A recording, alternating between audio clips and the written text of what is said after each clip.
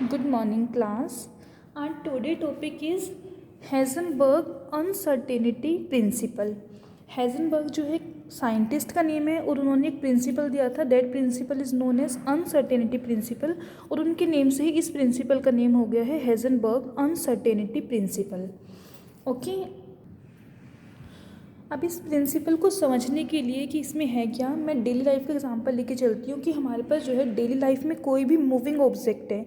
अगर हमारे पास कोई मूविंग ऑब्जेक्ट है उसका जो है एक पर्टिकुलर पाथ होता है, किस पाथ के थ्रू वो मूव कर रहा है. सिमिलर वे में कि अगर हमें जो है उस मूविंग ऑब्जेक्ट का जो है पाथ जो है उस पाथ को डिटरमिन करना है, उसको लोकेट करना है, तो उसके लिए हमें जो है उसकी दो पता होनी चाहिए चीज़ें. एक तो पता होना चाहिए उसकी पोजीशन, कि वो पोजीशन उसकी कहाँ पे है वो ऑब्जेक्ट, एंड सेकंड थिंग उसकी वेलोसिटी, कि वो जो है किस वेलोसिटी से मूव कर रहा है डिफरेंट टाइम इंटरवल के साथ. कि अगर मुझे मूविंग ऑब्जेक्ट का जो है पाथ डिफाइन करना है तो उसके लिए जो है मुझे उसकी पोजीशन एंड सेकंड थिंग उसकी जो वेलोसिटी है डिफरेंट इंटरवल ऑफ टाइम पे वो पता होनी चाहिए. सिमिलर वे में जो साइंटिस्ट थे वर्नर हेजनबर्ग, इन्होंने पॉइंट आउट किया था कि हमारे पास कोई भी माइक्रोस्कोपिक पार्टिकल है. Microscopic particle means that can be seen with the help of microscope. Small particles like electron, कि हमारे पास कोई भी माइक्रोस्कोपिक पार्टिकल है लाइक इलेक्ट्रॉन, उसकी जो है हम पोजीशन एंड जो वेलोसिटी है उसको जो है एक्यूरेटली मेज़र नहीं कर सकते. मीन्स मैं क्या कहना चाह रही हूँ, we can never measure accurately both the position and the velocity of a microscopic particle. Accurately का मीन्स कि बिल्कुल एग्जैक्ट वैल्यू, एक्यूरेट वैल्यू जो है हम उसकी मेज़र नहीं कर सकते. अब इसके बेसिस पे ही इन्होंने प्रिंसिपल दिया था, जिस प्रिंसिपल का नेम है अनसर्टेनिटी प्रिंसिपल. अनसर्टेनिटी वर्ड का मतलब ही होता है that is not certain, means जो हमारे पास एक्यूरेट ना हो, श्योर ना हो. तो इस प्रिंसिपल को अगर मैं डिफाइन करती हूँ, इसकी डिफाइनिंग क्या है, it is not possible to measure simultaneously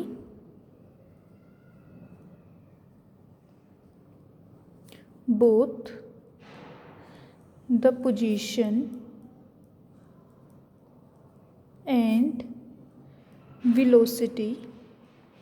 और वेलोसिटी को जो है मोमेंटम से भी लिख सकते हैं, वेलोसिटी की जगह पे मोमेंटम भी हो सकता है, जस्ट बिकॉज जो मोमेंटम होता है हमारे पास P is equal to m in to v. Mass तो किसी भी बॉडी का जो है वो मास फिक्स होगा, तो जो मोमेंटम है वो वेलोसिटी के ऊपर डिपेंड कर रहे हैं. अगर वेलोसिटी चेंज होगी तो दैट मीन्स उसका मोमेंटम भी चेंज होगा. इसलिए यहाँ पे मैं वेलोसिटी के साथ और मोमेंटम भी लिख रही हूँ. Of a microscopic particle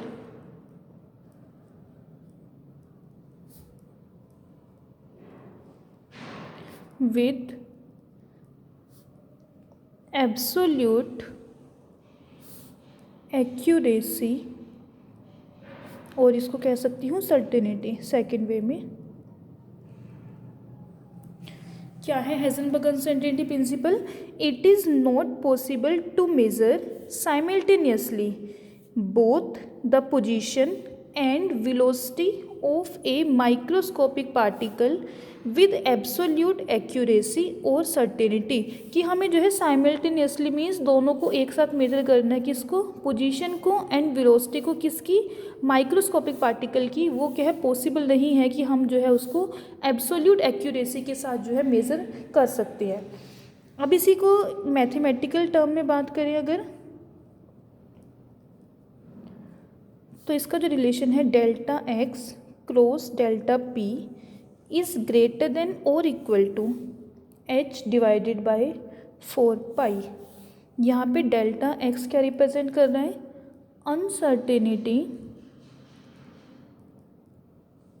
in position, and delta p represents uncertainty in momentum. Clear. Mathematically कैसे डिफाइन करेंगे, delta x cross delta p is greater than और equal to h divided by 4 pi delta x. Delta जो represent करता है वो change को represent करता है, तो डेल्टा एक्स यहाँ पे क्या है, अनसर्टेनिटी इन पोजीशन, कि उसकी पोजीशन को नोट करने में कितनी ज़्यादा अनसर्टेनिटी आ रही है। सिमिलर वे में डेल्टा पी रिप्रेजेंट करेगा अनसर्टेनिटी इन मोमेंटम को, और जो साइन यहाँ पे लगाया ग्रेटर देन और इक्वल टू मीन्स इसका मतलब क्या है कि इन दोनों का ही product delta s and delta p, इनका जो प्रोडक्ट है वो ग्रेटर देन और equal to h divided by 4 pi, कि डेल्टा एक्स और डेल्टा पी का जो प्रोडक्ट है उसकी जो वैल्यू है वो एच बाई 4 पाई के या तो इक्वल होनी चाहिए या फिर ग्रेटर होनी चाहिए। कभी भी जो वैल्यू है वो एच बाई 4 पाई से लेस नहीं होगी। क्लियर। और जो साइन ऑफ इक्वालिटी है वो यहाँ पे अगर मैं इक्वल लेके चलूँ वो क्या रेफर करता है यहाँ पे, मिनिमम अनसर्टेनिटी, और उस केस में वो इक्वल होगा एच डिवाइडेड बाय 4 पाई के। क्लियर। अब इसका मतलब क्या है, इन दोनों प्रोडक्ट का मतलब, अगर मेरे पास जो है डेल्टा एक्स की वैल्यू स्मॉल होती है, डेल्टा एक्स का वैल्यू डेल्टा एक्स है कि यहाँ पे अनसर्टेनिटी इन पोजीशन अगर स्मॉल होती है, इसका मतलब क्या हुआ कि हम जो है उस पार्टिकल की पोजीशन को जो है एक्यूरेटली मेज़र कर सकते हैं। जितनी ज़्यादा अनसर्टेनिटी कम है दैट मीन्स उसकी वैल्यू जो हम उतनी एक्यूरेट मेज़र कर सकते हैं। तो अगर डेल्टा एक्स की वैल्यू स्मॉल होती है तो कोरस्पॉन्डिंग डेल्टा पी जो है उसकी वैल्यू क्या होगी, लार्ज हो जाएगी, और डेल्टा पी की वैल्यू लार्ज होगी दैट मीन्स जो लार्ज अनसर्टेनिटी होगी उसके मोमेंटम में। क्लियर। दोनों टर्म का जो प्रोडक्ट है वो ग्रेटर देन और इक्वल टू एच बाई 4 पाई है। अगर इसमें से एक टर्म स्मॉल हो जाए, डेल्टा एक्स स्मॉल है, दैट मीन्स कि अनसर्टेनिटी इन पोजीशन है उसकी वैल्यू तो स्मॉल हो जाएगी, बट साइड बाय साइड जो मोमेंटम है उसमें क्या होगी, मोर अनसर्टेनिटी आ जाएगी, उसकी जो अनसर्टेनिटी है वो क्या होगी, इंक्रीज हो जाएगी। सिमिलर वे में सेकेंड वे में बात करती हूँ, अगर डेल्टा पी की वैल्यू स्मॉल है, डेल्टा पी की वैल्यू स्मॉल का मतलब क्या है कि जो मोमेंटम है उसको जो है हम मोर एक्यूरेटली मेज़र कर सकते हैं। तो उस केस में क्या होगा, डेल्टा एक्स की वैल्यू लार्ज हो जाएगी, that means there would be large uncertainty in the position of the particle. दोनों में से ही अगर एक टर्म की वैल्यू स्मॉल आ रही है दैट मीन्स कि हम उसको मेज़र कर रहे हैं accurately, but side by side क्या होगा, जो सेकंड टर्म है उसकी जो अनसर्टेनिटी है वो वैल्यू क्या होगी, इंक्रीज हो जाएगी।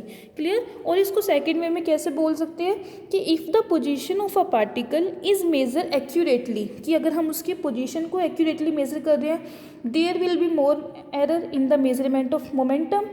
कन्वर्सली बात करूँ, if momentum is measure more accurately then the position will not be accurately known, कि दोनों में से ही अगर एक की वैल्यू स्मॉल होती है तो दूसरे की जो अनसर्टेनिटी है वो क्या होगी, वो इंक्रीज हो जाएगी। क्लियर हुआ। हेजनबर्ग अनसर्टेनिटी प्रिंसिपल क्या होता है। अब इसी प्रिंसिपल का अगर हम फिजिकल कंसेप्ट लेके चले, physical concept of uncertainty principal, देखो इसके फिजिकल कंसेप्ट को समझने के लिए जो है हमें सबसे पहले ये पता होगा कि पोजीशन जो है किसी भी ऑब्जेक्ट की उसे हम कैसे डिटरमिन करते हैं, और पोजीशन को जो है डिटरमिन करने के लिए क्या है कि हम उस ऑब्जेक्ट को देख पाएँ। जब हम मेरे को है कोई ऑब्जेक्ट सामने दिख रहा है तभी तो मैं उसकी पोजीशन के बारे में बता सकती हूँ। दैट मीन्स कि अगर मुझे किसी भी ऑब्जेक्ट की पोजीशन को डिटरमिन करना है उसके लिए क्या ज़रूरी है कि मैं उसे जो है देख सकूँ उस ऑब्जेक्ट को।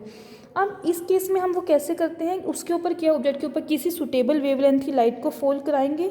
अगर बीम ऑफ लाइट जो है उस ऑब्जेक्ट के ऊपर फॉल हो रही है उससे क्या होगा, जो इंसिडेंट लाइट हम फॉल करा रहे हैं उसके ऊपर, उसके जो फोटोन्स हैं वो क्या होंगे, ऑब्जेक्ट के ऊपर स्कैटर हो जाएंगे, और स्कैटरिंग के बाद जो रिफ्लेक्टेड लाइट है वो हमारी आई में एंटर होती है। अब अगर हमारे पास जो ऑब्जेक्ट है वो लार्ज ऑब्जेक्ट है, जैसे हम डेली लाइफ में बात करते हैं जितने भी ऑब्जेक्ट्स हम देख रहे हैं नेक आई से, वो सारे के सारे ऑब्जेक्ट्स जो है लार्ज साइज के होते हैं। तो उस केस में क्या है, उन लार्ज ऑब्जेक्ट्स की जो है हम पोजीशन और जो वेलोसिटी है उसको जो है हम नोट कर सकते हैं। अगर उसके ऊपर कोई फोटोन स्ट्राइक कर रहा है उससे जो है उसके ऊपर ना ही उसकी पोजीशन के ऊपर ना ही वेलोसिटी के ऊपर कोई इफेक्ट पड़ेगा। मीन्स कि ये पॉसिबल है उसकी पोजीशन एंड वेलोसिटी को जो है हम साइमल्टेनियसली मेजर कर सकें। ये जो प्रिंसिपल हम पढ़ रहे हैं इसको ध्यान रखना है, ये माइक्रोस्कोपिक पार्टिकल्स के लिए है। अगर मेरे पास कोई लार्ज साइज पार्टिकल है उसकी जो है हम पोजीशन एंड मोमेंटम दोनों को जो है पॉसिबली जो है एक्यूरेट वैल्यू के साथ मेज़र कर सकते हैं। But in case of microscopic objects जैसे कि इलेक्ट्रॉन हो गया, उस केस में क्या होगा कि जो इंट्रैक्शन हो रही है स्ट्राइकिंग फोटोन की पार्टिकल के साथ, उसकी वजह से क्या होगा, उस पार्टिकल की जो डिस्प्लेसमेंट हो जाएगी अपनी पोजीशन से। नॉर्मल पाथ में जिसमें वो मूव कर रहा है उससे क्या होगा, उसकी कुछ ना कुछ जो है डिस्प्लेसमेंट हो जाएगी, जिसकी वजह से क्या होगा, पार्टिकल की जो है पाथ में और उसकी वेलोसिटी में क्या है, कुछ ना कुछ चेंज आ जाएगा। और इस वजह से जो है हम उसकी जो पोजीशन है और उसका जो मोमेंटम है उसको जो है एक्यूरेटली जो है प्रिडिक्ट नहीं कर सकते। अब इसको देखो डायग्राम की हेल्प से बताती हूँ, ज़्यादा अच्छे से एक्सप्लेन होगा। जैसे सपोज करो मेरे पास कोई भी इलेक्ट्रॉन है, वो इस तरीके से मूव कर रहा है, ये उसका पाथ है, क्लियर, ये उसका ओरिजिनल पाथ है।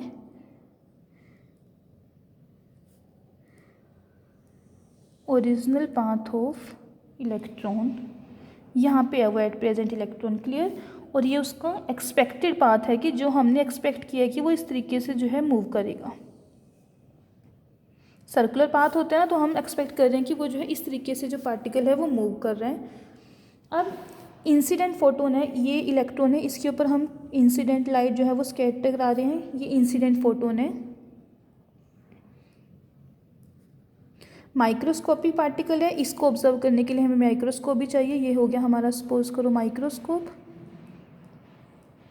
अब इंसिडेंट फोटोन जब इस इलेक्ट्रॉन के साथ स्ट्राइक करेगा, बिकॉज इलेक्ट्रॉन जो है इसका साइज बहुत स्मॉल है, जैसे ही फोटोन इसके ऊपर स्ट्राइक करेगा इसकी जो है कुछ ना कुछ अमाउंट में जो है डिस्प्लेसमेंट हो जाएगी।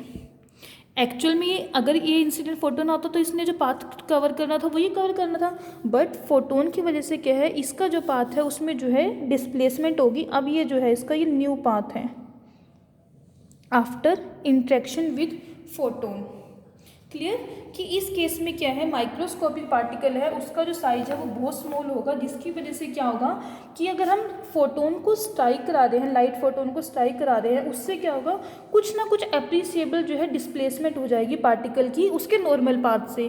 नॉर्मल पाथ तो उसका ये था कि उसे इस तरीके से मूव करना था, बट डिस्प्लेसमेंट होने की वजह से अब जो उसका न्यू पाथ है वो न्यू पाथ ये हो गया।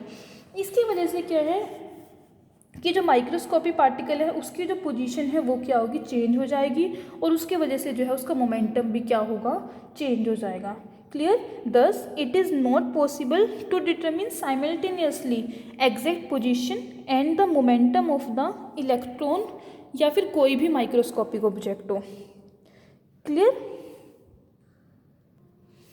अब देखो इसमें आगे अगर हम सोचते हैं कि कोई ऐसा एक्सपेरिमेंट हो जिससे जो है हम उस इलेक्ट्रॉन की जो है पोजीशन को जो है डिटरमिन कर पाए, तो अगर हम यहाँ पे ऑप्टिक्स का प्रिंसिपल लगाते हैं, according to principle of optics,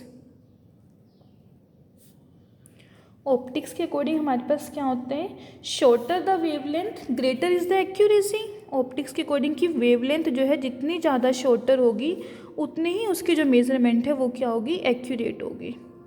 shorter is the wavelength greater is the accuracy,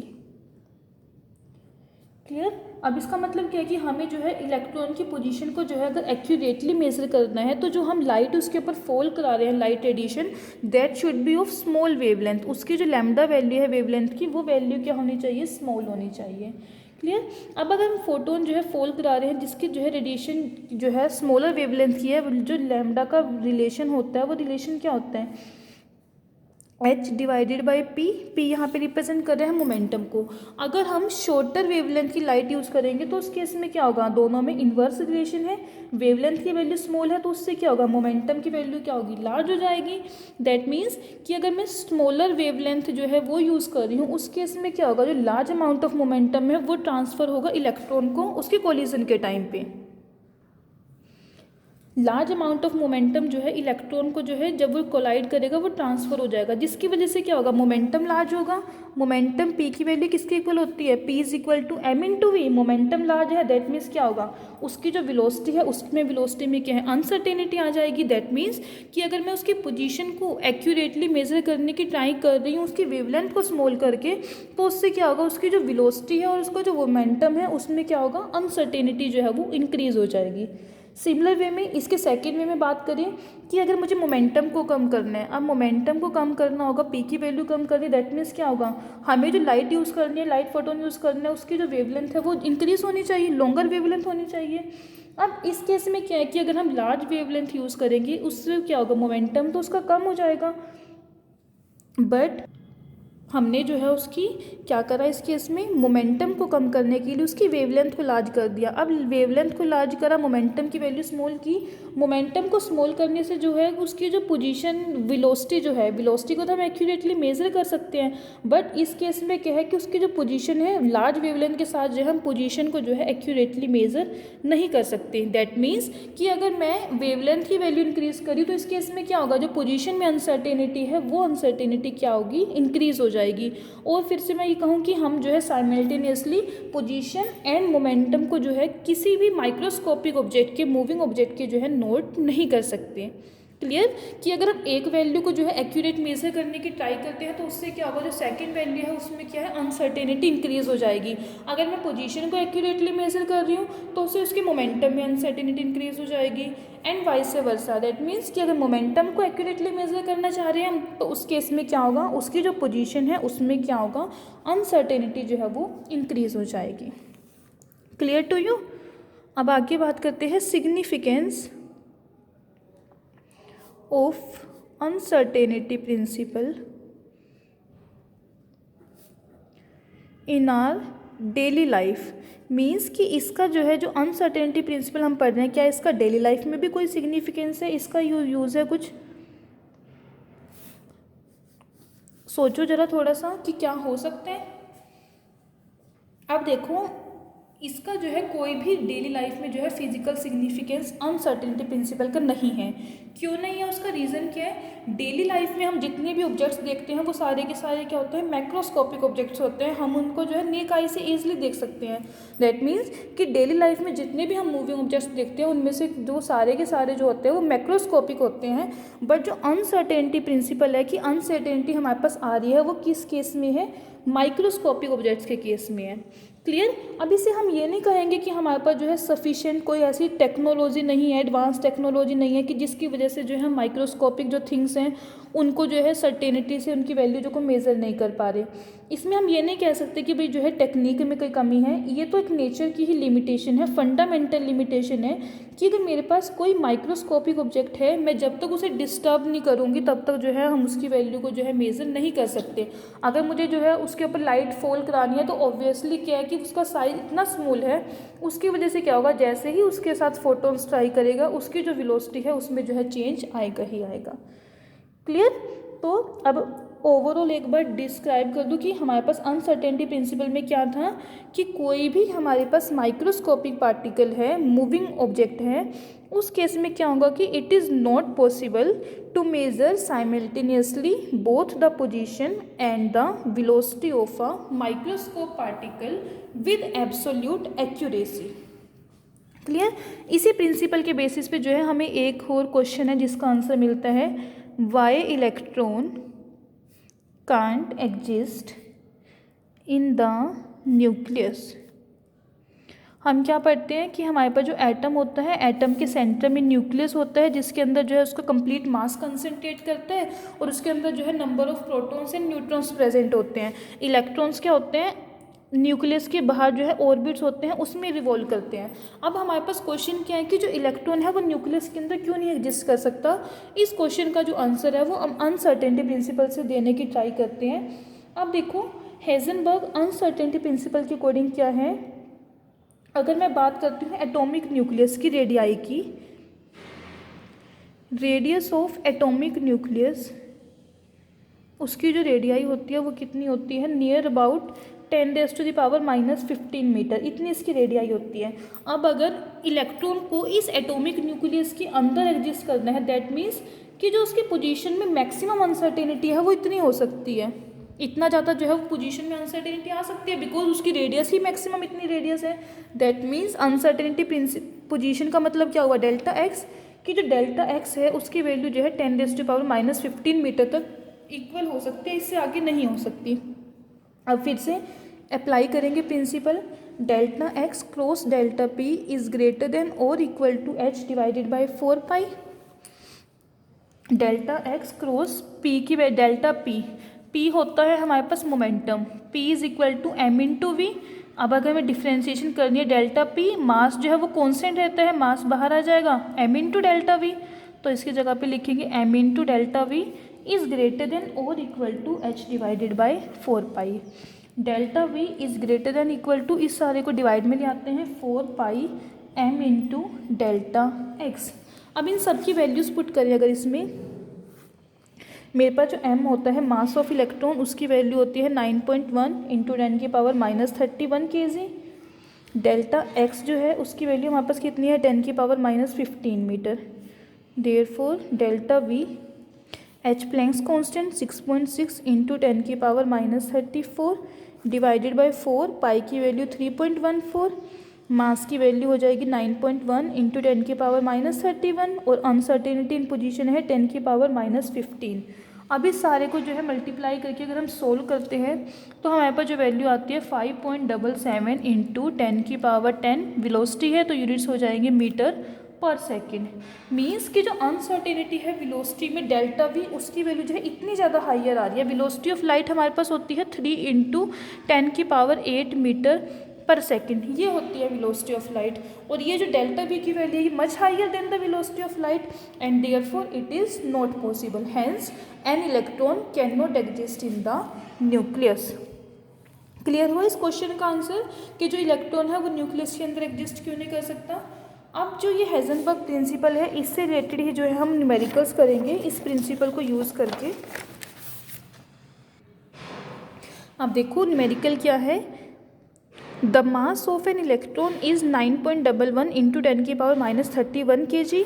calculate the uncertainty in its velocity if uncertainty in its position is of the order of +-10 picometre. हमें electron का mass given है, uncertainty उसकी velocity में calculate करनी है और position में हमें गिवन है। सबसे पहले न्यूमेरिकल को जब भी सोल्व करते हैं हमें क्या क्या गिवन होते हैं हम वो सभी लिखेंगे, देन फॉर्मूला, और उसके बाद जो है कैलकुलेशन स्टार्ट करेंगे। Uncertainty in position delta x हमें गिवन है 10 पिकोमीटर। पिकोमीटर में है, इसको मीटर में चेंज कर लेंगे। पिकोमीटर को मीटर में चेंज करने के लिए 10⁻⁻12 से जो है मल्टीप्लाई कर देते हैं। इसको सोल्व करोगे 10 की power -11 metre. Clear.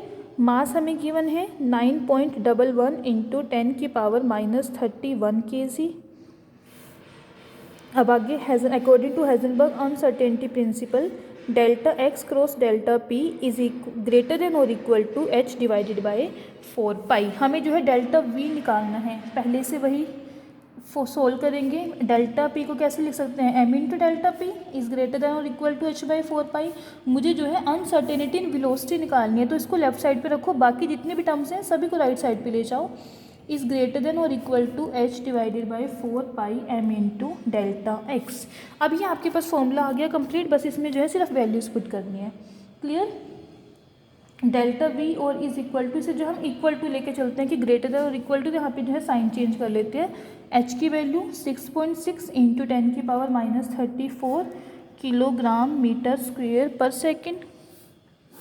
Similar way में 4 पाई की value 3.14, mass of the electron 9.11 10 की पावर -31 kg और ये है 10 की पावर -11 मीटर। इस सारे को अगर हम सोल्व करें 31 पावर है, इसको ऊपर ले जाएंगे 6.6 इंटू 10 की power 8 divided by 4 into 3.14 into 9.11। Calculate करोगे जब वैल्यूज़ को डिवाइड करोगे तो आपके पास आएगा 5.76 इंटू 10 की पावर 6 मीटर पर सेकेंड। तो इस तरीके से जो है इसका हाइजेनबर्ग अनसर्टेनिटी प्रिंसिपल काफ़ी इंपॉर्टेंट है। एग्ज़ाम में जो है इसका न्यूमेरिकल आ ही जाता है मोस्टली टाइम। बिल्कुल सिंपल है, सिर्फ आपको पता होना चाहिए कि हमें निकालना क्या है। फॉर्मूला आपके पास यही है, एक यही फॉर्मूला अप्लाई होगा, इसमें अप्लाई करो वैल्यूज़ और आ जाएगा। क्लियर। एक और न्यूमेरिकल कराती हूँ इसका। अब देखो क्लास सेकंड न्यूमेरिकल में क्या है, calculate the uncertainty in the position of an electron. अब हमें उसकी डेल्टा एक्स की वैल्यू कैलकुलेट करनी है। If uncertainty in its velocity is 0.001% और सेकंड पार्ट में कहा है 0 वैल्यू है इसकी। क्लियर। और वेलोसिटी ऑफ इलेक्ट्रॉन हमें गिवन है क्वेश्चन में। पहले इसका फर्स्ट पार्ट सोल्व करेंगे, फिर से लिखोगे हमें क्या क्या गिवन है। मास कितना होता है 9.1 इंटू 10 की power -31 kg। Delta we uncertainty in velocity 0.001% of velocity of the electron. तो इसी वेलोसिटी ऑफ इलेक्ट्रॉन कितनी है 300 और डिवाइड कर देंगे 100 से। सोल्व करोगे तो 3 इंटू 10⁻³ मीटर पर second according to Heisenberg uncertainty principle. Direct मैं यहाँ वाला फॉर्मूला लगा रही हूँ, पी की वैल्यू पुट करके m into delta v is greater than और equal to h divided by 4 pi. यहाँ से मुझे अब किसकी वैल्यू चाहिए, डेल्टा x की वैल्यू चाहिए, तो इन दोनों टर्म्स को जो है नीचे डिवाइड में ले आएंगे। Delta x is equal to h divided by 4 pi m into delta v. इन सब की वैल्यू पुट करते हैं। h की वैल्यू 6.6 इंटू 10⁻³ किलोग्राम मीटर स्क्वेयर पर सेकेंड, 4 इंटू 3.14 इंटू 9.1 इंटू 10⁻³ और वेलोसिटी भी हमने पीछे सोल्व की 3 इंटू 10⁻³। इस सारे को कैलकुलेट करोगे वो जो है आपकी अनसर्टेनिटी पोजीशन आ जाएगी। पोजीशन में है तो पीछे यूनिट्स कितने आ जाएंगे, मीटर। सेकंड पार्ट में क्या कहा है, 0, that means delta v is equal to 0। फिर से इस वाले फॉर्मूले में पुट करें, delta x is equal to h divided by 4 pi m into delta v 0। देखो समथिंग डिवाइडेड बाय 0 हो तो that's equal to infinity, that means कि जो अनसर्टेनिटी इन पोजीशन है वो कितनी हो जाएगी, इनफाइनाइट। क्लियर। इस तरीके से जो है ये थोड़ा सा डिफरेंट न्यूमेरिकल था, इसलिए मैंने इसको आपको सोल्व करा दिया है। अब आपको जो है इसके रेस्ट न्यूमेरिकल जो है वो ट्राई करने हैं। मैं आपके क्लास के व्हाट्सएप ग्रुप में न्यूमेरिकल्स प्रॉब्लम्स भेज दूंगी और उनको जो है आपने सोल्व करना है, और जो नेक्स्ट हमारी लाइव क्लास होगी उसमें जो है हम वो डिस्कस करेंगे प्रॉब्लम्स। क्लियर।